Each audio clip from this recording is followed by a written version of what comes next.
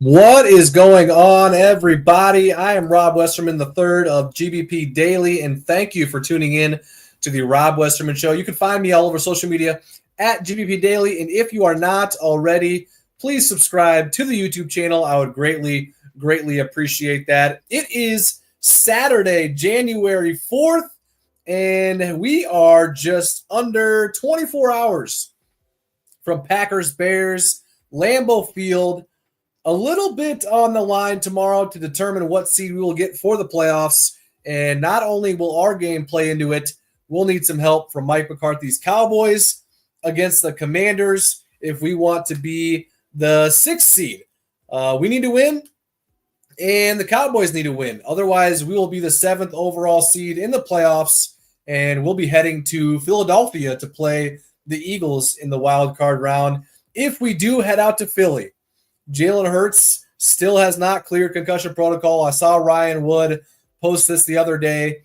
Jalen Hurts has only thrown 4 passes over the last month when we will head into Wild Card Weekend. So I'm sure he won't be too rusty. He's been in the league a while now, but something to keep an eye on if we do end up getting the 7th seed. Jair Alexander has officially been placed on IR, meaning he is out for at least 4 games.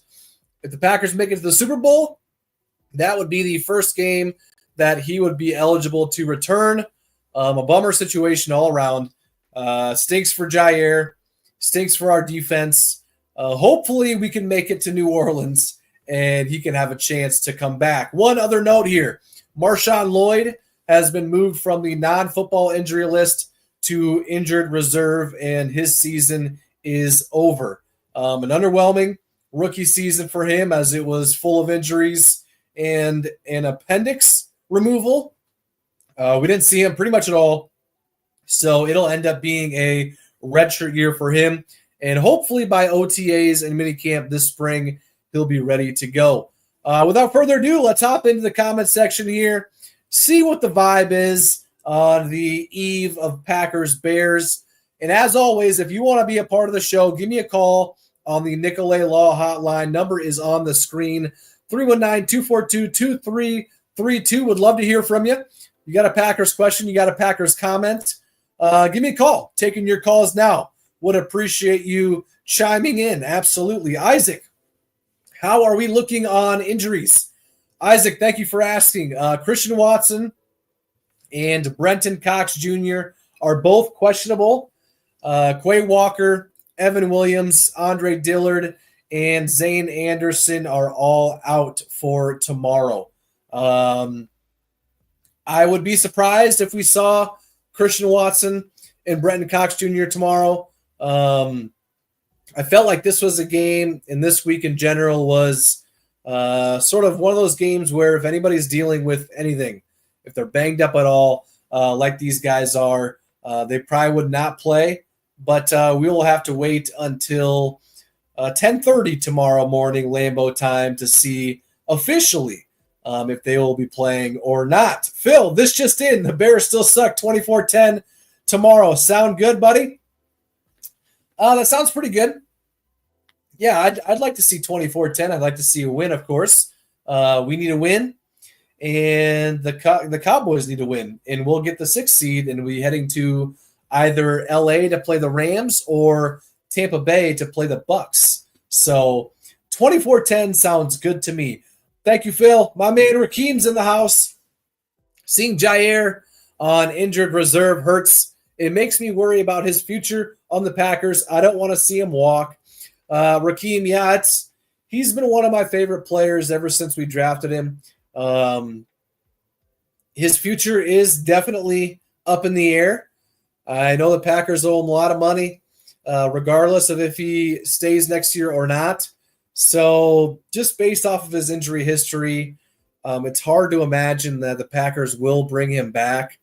As it pains me to say, I would love to have him back when he is healthy. He's one of the best corners in the league. There's no doubt about that. And if anybody tells you otherwise, then they're not watching football. But he's been hurt so much, and that obviously is not his fault. It's nobody's fault. That's just a part of the game. And unfortunately, that is taken into consideration by the Packers when making these decisions. So if I had to bet today, it's probably a 50-50 shot. If he comes out healthy from his surgery and he's looking good, there's no injury problems whatsoever, it wouldn't surprise me if he was back with the Packers. The same situation, and if they were to let him walk or cut him, that wouldn't surprise me either. So that'll definitely be something to monitor in the offseason. Hopefully, here's what I would love to happen. I would love he's out for 4 games for sure. And that 5th game that he's able to come back would be the Super Bowl if we were to make the Super Bowl, which hopefully we do. We got a lot of stuff to clean up for that to be a possibility. And hey, if we make the Super Bowl and he's able to come back, he plays great in the Super Bowl, I would imagine it would be tough to let him go at that point. So hopefully that's how it works out. And hopefully the injuries are behind him, and hopefully he finishes his career with the Packers injury-free. That would be the best case scenario for everybody involved. So that's kind of where I'm at. That's where I'm holding my hope. It's a slim chance, but I like to stay positive. So, Ben, what are your thoughts on Javon Bullard? Do you think he's had a good rookie year? I think it's been up and down for sure. The game against the Vikings was probably his worst game of the year, coming off that ankle injury, which looked pretty dang serious during that Lions game. I'm not sure if he came back a little early or what exactly the situation was there, but yeah, it's been an up and down year for him so far, no doubt about it. He's played his best ball in the slot. He's been having to move around a little bit with the injuries to Evan Williams. He's been having to play safety before Zane Anderson took that over. Zane Anderson is now out, so we'll see what they do in the secondary tomorrow. But yeah, so far it's been up and down for sure.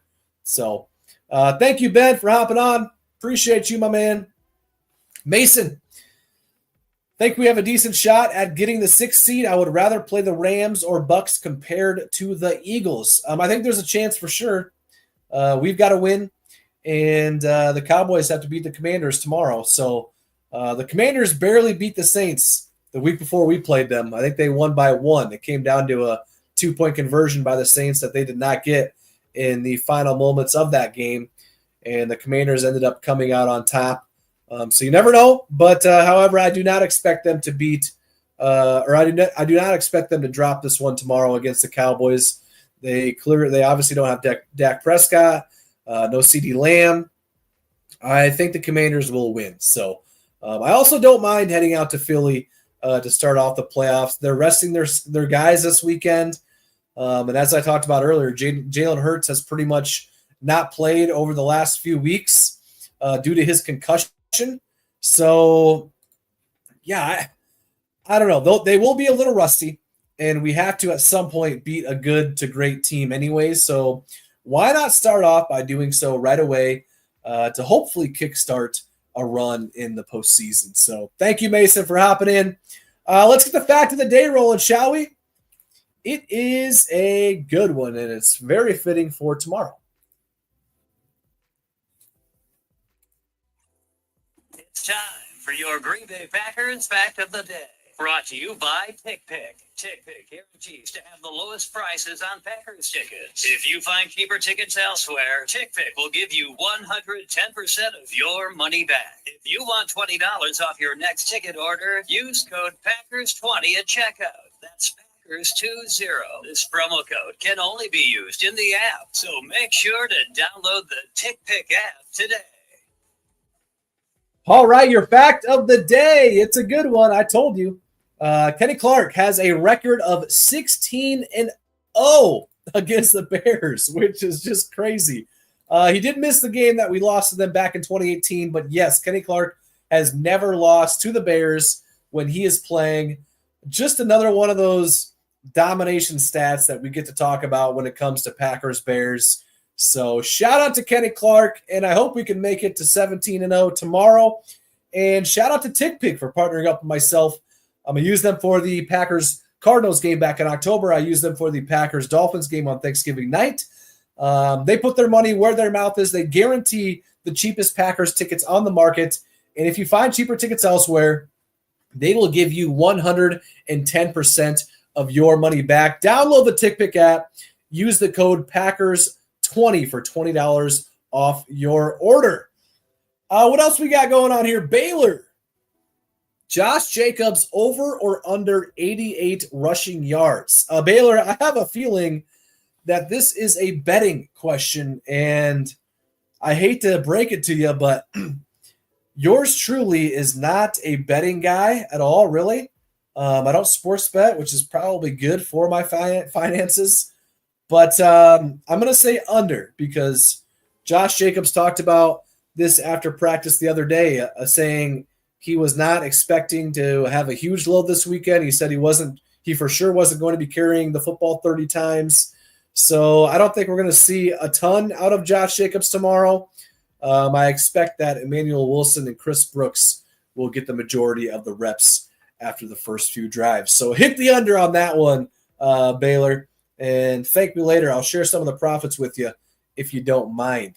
All right, guys, that is going to do it for me today as far as the show goes. But as you know, the content never stops. I'm always posting anything Packers related all day long. So be sure to follow me at GBP Daily on every social platform. If you are not already, it would mean a ton if you could subscribe to my YouTube channel at GBP Daily as well. I will be back and at it again tomorrow. So I look forward to seeing you then. And until then, I'll catch you guys later. Thank you.